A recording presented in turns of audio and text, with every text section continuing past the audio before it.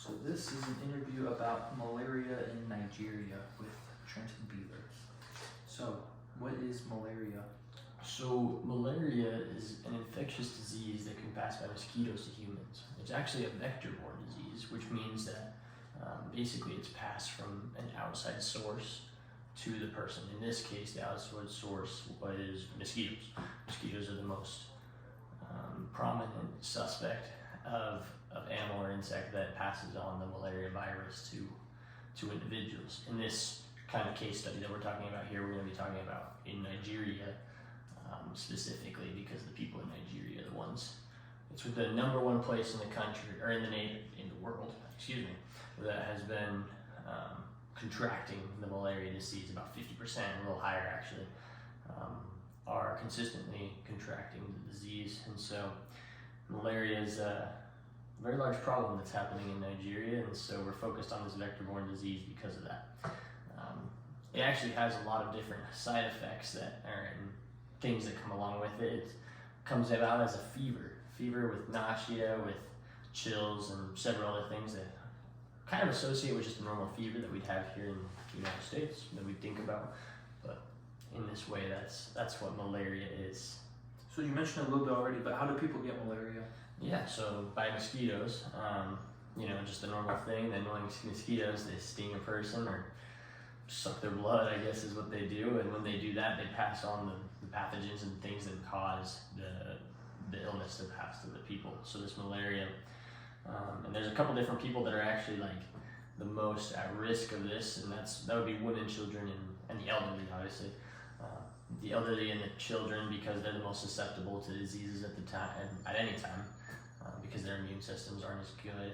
And also it can affect women, especially women that are in pregnancy, because they can contract the disease because they're a little more susceptible at the time, and their antibodies, their white blood cells, and all those things aren't able to fight the disease as well. It also can happen, and this is kind of an interesting thing that kind of goes around with a couple other diseases as well that are vector-borne, but by blood transfusions. So if this isn't as common, but it does happen when someone may have a blood transfusion, but the donor originally had the malaria disease. It can be passed on because of that to another. So that's kind of the general consensus of ways that people get malaria, and thus one of the most important factors. So why is it so prominent in Nigeria? Yeah, so Nigeria is an interesting place because Nigeria is a country that's super humid. It's got a lot of jungle, vegetation, kind of just a tough place when it comes to having a lot of mosquitoes. It's the perfect environment for mosquitoes to be. So thus people are oftentimes at risk because there's so many mosquitoes. The population of mosquitoes is higher there than in other places. And then also one of the other things is kind of some of the cleanliness and like the things that go on there cause it to be a little more rampant, because they're not able to, they may be in areas that are a little rougher. This graph right here is two graphs actually of Nigeria, and show different parts of the country. And it shows that in some of these more rural, kind of farther away areas, that's where the rate that people contract the disease is the highest, because they obviously aren't able to get the medical care that they need the most.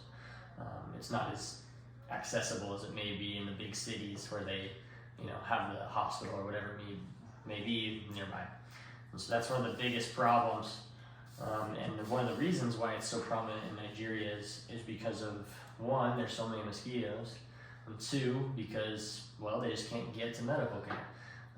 There's just not the abilities to be able to treat for this disease at the time, especially right now. But it is getting a little better, and we'll talk about that a little more forward. Yeah.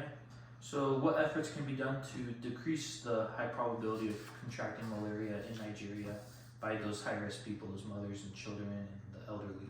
Mm-hmm. Yeah, so that's a great question. So there's a couple different things that they've kind of been looking at in the country. They've been looking at, they have all these programs set in place that can help them to be able to screen for the disease a little better. The problem is that requires a little more funding.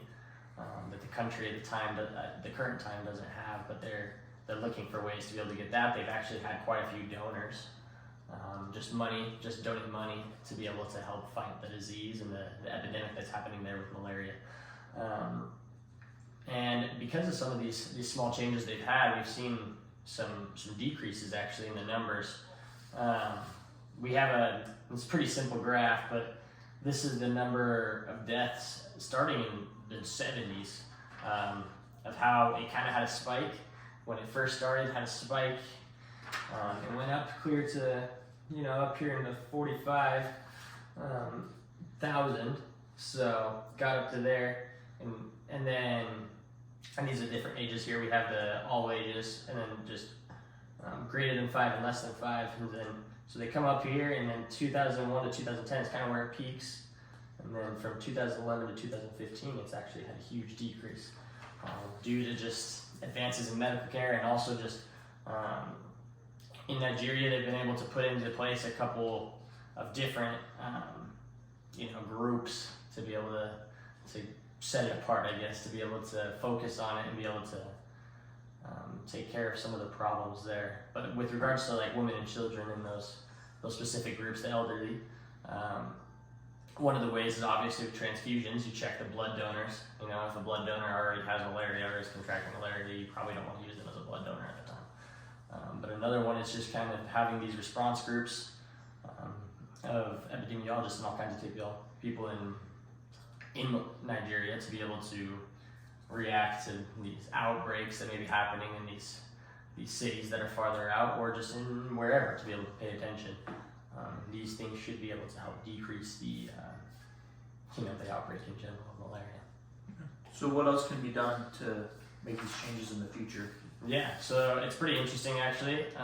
Nigeria has done a lot in recent years to be able to kind of stop this. So they started this this group called the Nigeria End Malaria Council. So that's pretty good sign for what's to come actually. But they talk about how a couple different methods that they're going to be using. One of which is actually a mass drug administration that's going to be able to deliver the insecticides to all the different parts. So like in one of the cases, the northwestern province of the country, I can show that to you here, right? The northwestern part up here, that part is probably one of the most susceptible parts because there's mostly just jungle out there and a couple cities, smaller villages that live up there. So they don't have the access as much. And so what they're planning on doing is being able to deliver those insecticides to those areas so as to kind of cut down on the mosquitoes is their best response for that. And then they've also been able to actually employ like these biolarvicide drones is what they're calling them, which are actually used to kill mosquito breeding sites in Nigeria. So that's a big part of another part of things that they're trying to do, mainly just focusing on cutting down the population of mosquitoes in that case, which is obviously a super difficult thing. But like they've had some progress. We've shown with the graph here that they've had a big decrease still. But that's kind of two of the big things that they're working on now. There's a couple other things they're focusing on. They have kind of a set plan, an action plan, talking about how to get political and advocacy of the nation, the government, to be able to help them in this, and then be able to get the resources that they need to put a plan in place. And so it's been a pretty good process, obviously. Putting together that much money to kind of change the set of an entire country is difficult, but that's kind of their goal right now. So they're always looking for people to donate all kinds of things so that they can kind of overcome the problem in general. Yeah. So what challenges are keeping this from happening, like political, social, economic? Yeah, and so the main one is probably the economic one, but also I would say just kind of the lack of understanding of the disease in the country. A lot of people struggle to kind of see the problem at times.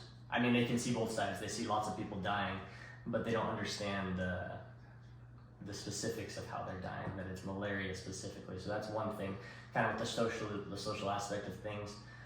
But then when it comes to kind of the political and economical parts, there's so many people that it's just difficult because the population is pretty high. It's difficult to know exactly what they need to do to be able to overcome it.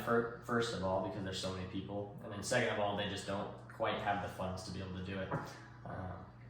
As we talked about before, they need all those donations and things to be able to overcome it. And so that's kind of the interesting thing about this whole problem is that there's so many groups, so many people that are trying to fight the malaria outbreak, the epidemic that's happening in Nigeria, but they lack just those basic materials, those basic funds to be able to do it successfully.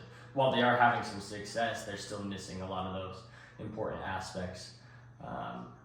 And so just the location, the poverty, the lack of understanding, all of these things brought together makes it so there's been that is the reason they're the #1 country in the world that for deaths and for contracting malaria.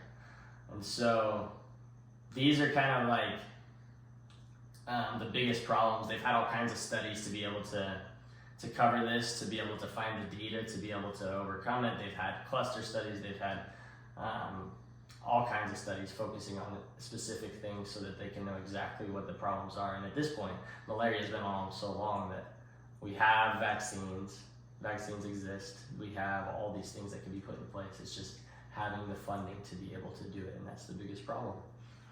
And so for now, that's kind of where we're at and struggling with in these circumstances. Malaria is a big problem, especially for Nigeria. All the world has it, but in the main kind of suspect, the biggest country is Nigeria.